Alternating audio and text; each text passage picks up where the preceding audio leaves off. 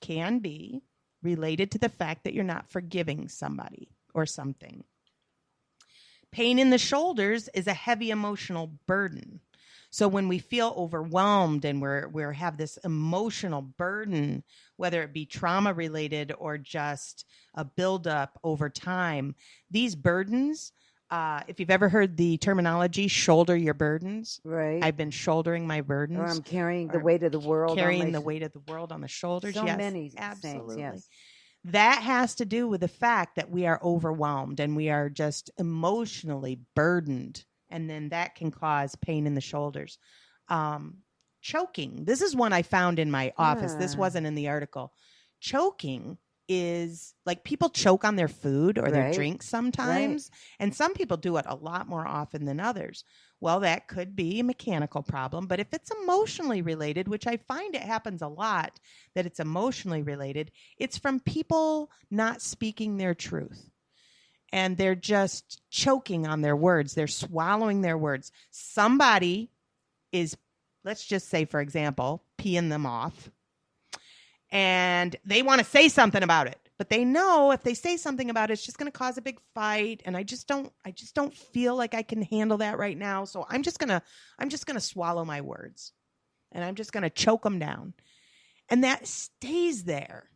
And in Reiki terms, that's just what I was going to say. Please, because you're the Reiki person. When there's a thing that I don't know if everybody does it, but the way I was taught, I check the chakras before I do Reiki. Mm-hmm. And if in the back of the neck, if that chakra is blocked, it means that they're angry or carrying a burden. Mm-hmm. And that's not really a chakra, but it's a place that you test because people carry tension there. Mm-hmm. And that the throat chakra is definitely, there's something left unsaid. There's something that needs to be communicating. Said. Right. Yeah. Right. And lapis is a good stone to help with that. Oh, I love that.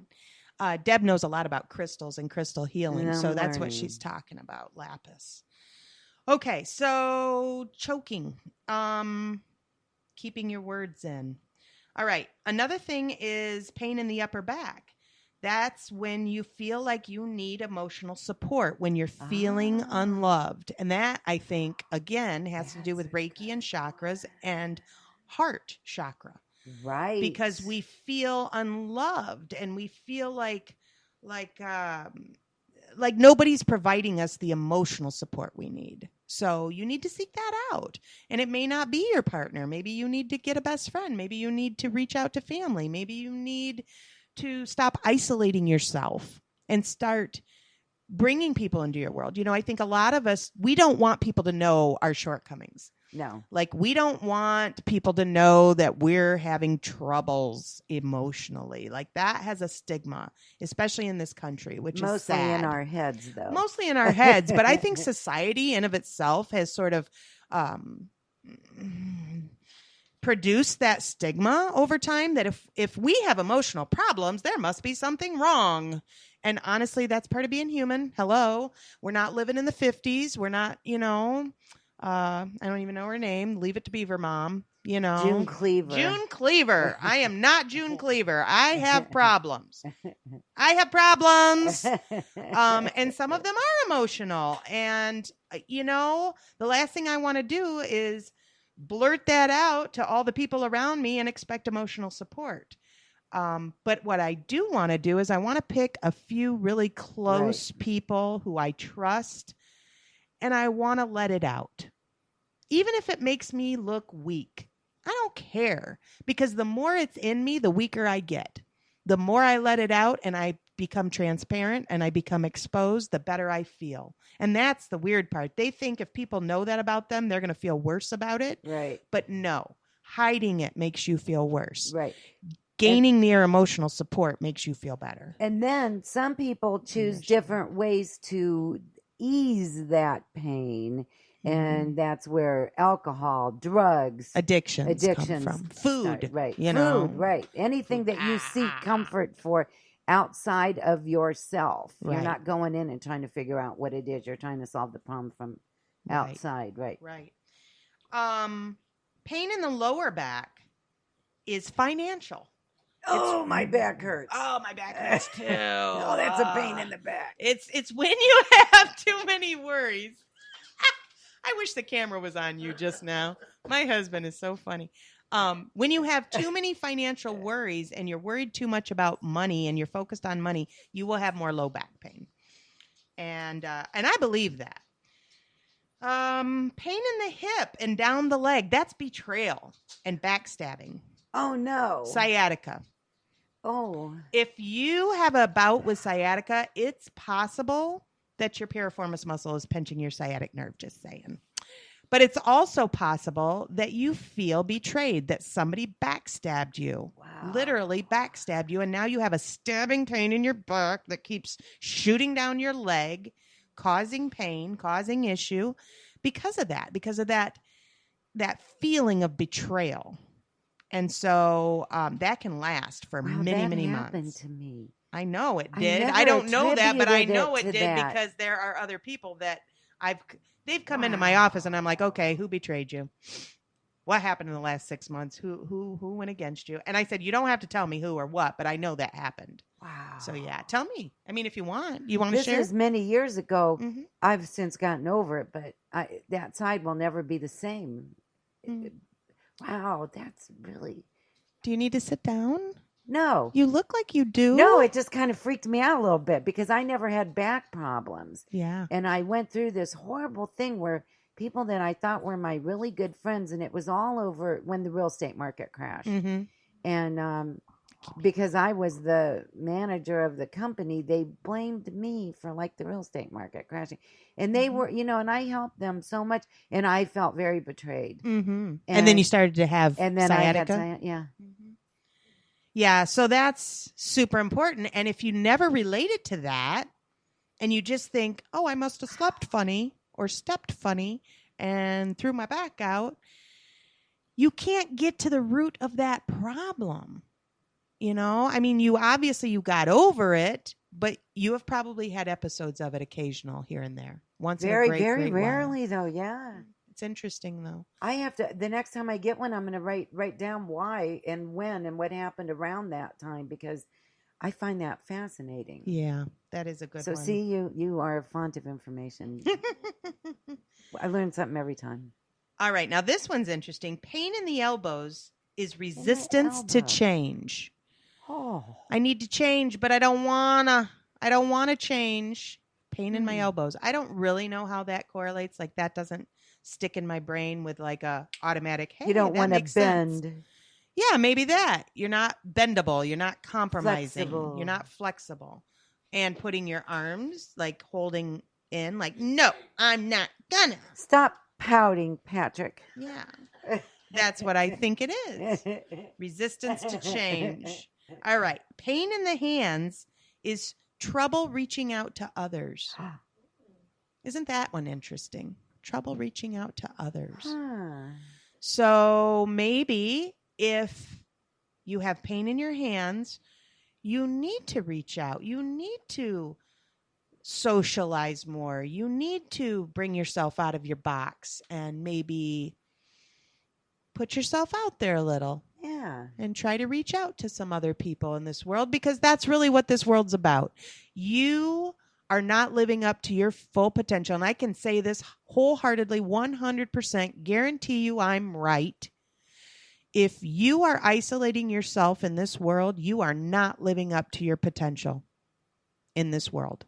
Because we are, as humans, supposed to communicate with one another, supposed to feed one another with emotional support and energy. And that comes around to the whole touching and hugging, and we need to touch each other and we need to have human touch. So important to health. Mm-hmm. So important to health. Pain in the hips.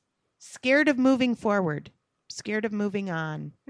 You're stuck in your tracks. You don't want to move.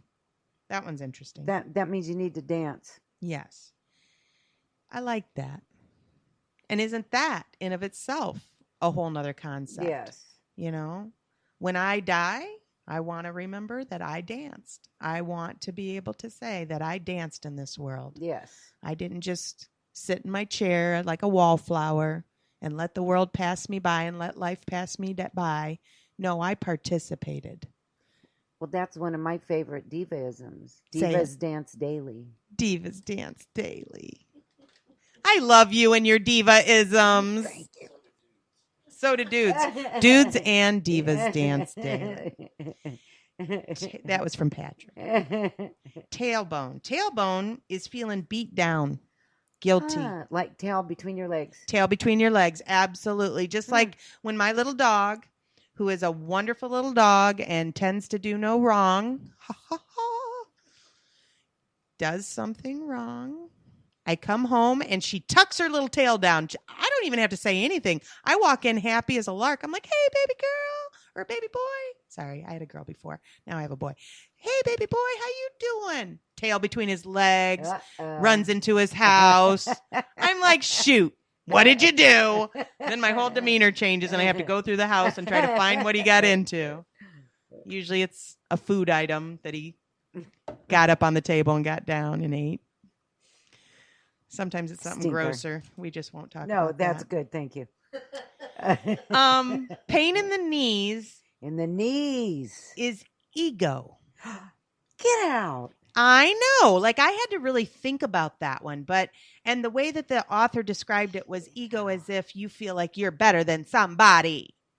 You're better than somebody. And that's a whole topic in of itself. That ego is our human side. Ego is not our spiritual side. Ego is our human side. I'm better than somebody else.